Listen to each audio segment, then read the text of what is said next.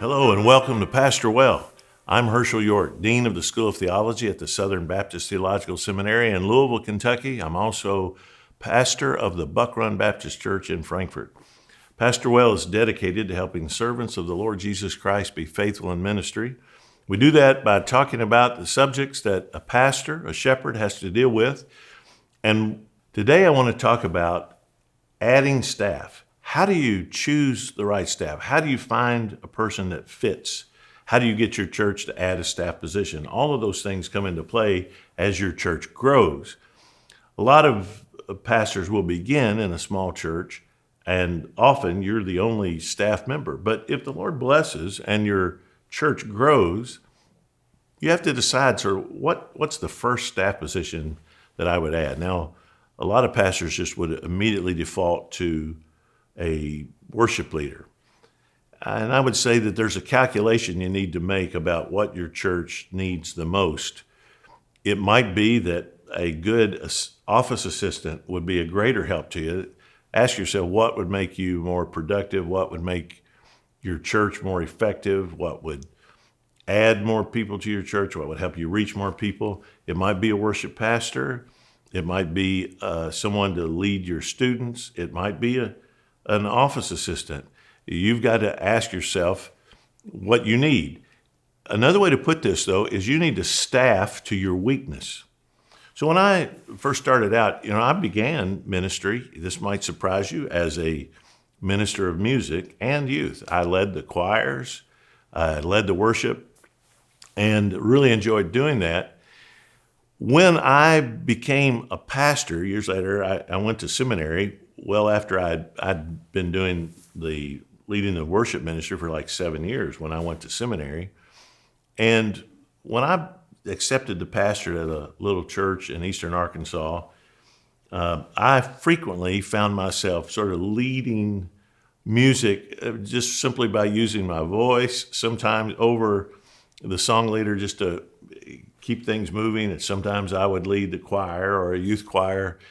And that was something that I could do. There were other things that I couldn't do.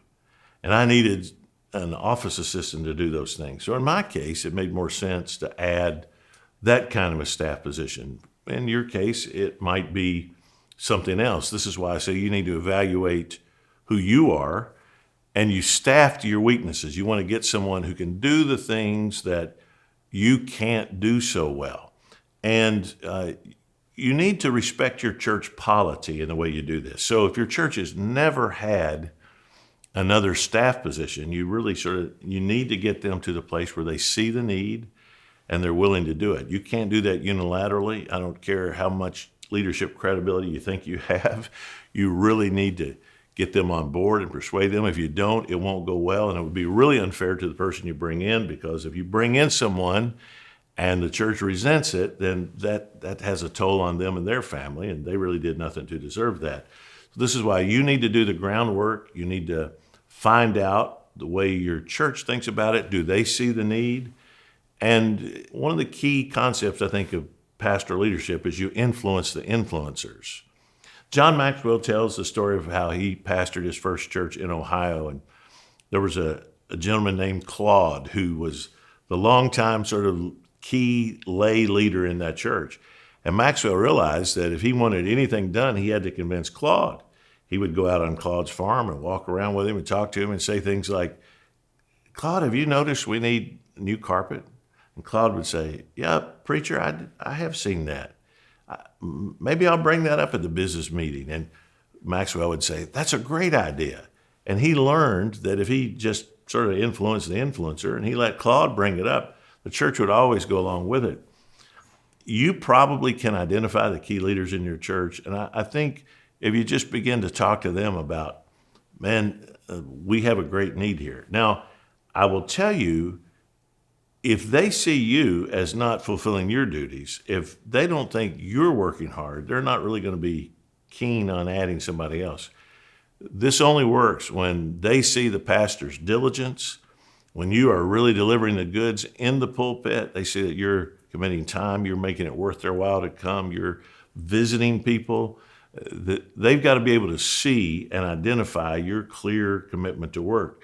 And then when you're asking for help, well, they understand it because you're busy.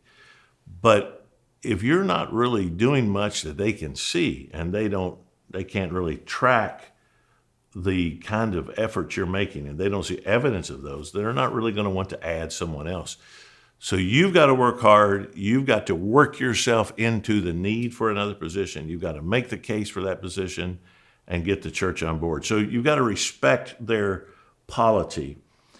And as the longer you are someplace, I think you understand more their polity. They also trust you more. And you've got a little bit more freedom in choosing staff. So let's say you put together a personnel committee, and this committee is going to help you choose a staff member. And so you do a search. Maybe you post on certain websites that you're looking for someone to fill this position, and you get resumes. They can help you sort through those. Listen to sermons or lessons, or go and visit those people, whatever the case may be. Work with a leadership team to identify these people. But let me tell you what you're looking for. First of all, you want to make sure that when you add a staff person, that they are doctrinally where you are. You don't want to get someone who's going to come in and they just have a totally different doctrinal outlook than you and your church have. Secondly, they need to philosophically be where you are. There are people that sort of can tick every box theologically that I hold to, but they're not a philosophical fit. For instance, there's some particular doctrine that to them is just paramount. Everything else takes a far back seat to this thing. And they want to talk about that thing all the time. That would wear me out. I can't take somebody who just flies the flag of their pet doctrine. It needs to be a lot more balanced than that. Also, I want to make sure that they're a fit personality. I can't take somebody that's just like me. Why do I want somebody like me? Then one of us is unnecessary. I want people who are different than I am. And so, if there's someone that's a little bit more of just a methodical thinker than I am, a little bit less impulsive than I may be, that's a good balance to me. So I'm looking for someone that's a personality fit. So if they fit in doctrine, philosophy, personality, then okay, now this is someone worth talking to. You ask the right questions of them. You ask how they fit. You ask how they will do the job and see themselves in that role. And you let your people listen to them. You do everything you can to discover all these things up front as much as possible, so that before the decision is made, you've taken as many variables out as you possibly can for their sake and for yours. But then once the decision is made, you really get behind them. And if you really spend the right kind of time up front trying to vet candidates and see if they fit you, if they fit the church culture, they fit you doctrinally and philosophically, you'll save yourself a lot of headache in the back. And I want to emphasize that in the climate that we're in these days, you can't take things for granted. You need to do a background check. You need to do a credit check. You need to talk to their references. You need to ask people what they were doing in the church when nobody was paying them to do it. All those things matter. And when you then have a good assurance that you know this person, you know how they're going to fit, then you bring them on the staff and you work together for the glory of the Lord, for the growth of the church, and it can be just a great thing. I look back to my very first hire, and man, I prayed that the Lord would lead me to someone who could be just his heart knit with mine in ministry, and God led me to a man that came along beside me, ultimately served with me in 2 churches, and just as a dear friend to this day. And I just thank God that he supplied me with what I needed at the time. So if you will pray, seek the Lord, and take these steps, it'll help you get the right person, and then that person along beside you will help you pastor well.